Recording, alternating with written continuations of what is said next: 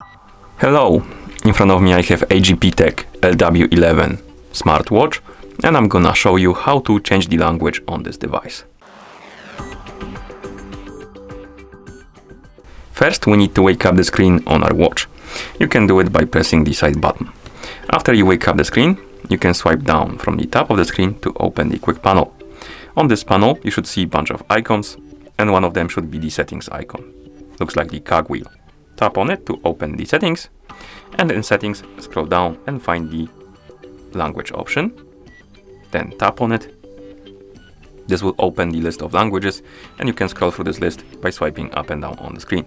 Now, find the language you would like to use on your watch and tap on it to select it, for example, Deutsch. And once you select it, the language should be applied automatically. And once you're done, you can press the side button to go back to watch face, and if you open the menu, you will see that the language changed. Okay, and that's how you change the language on this watch.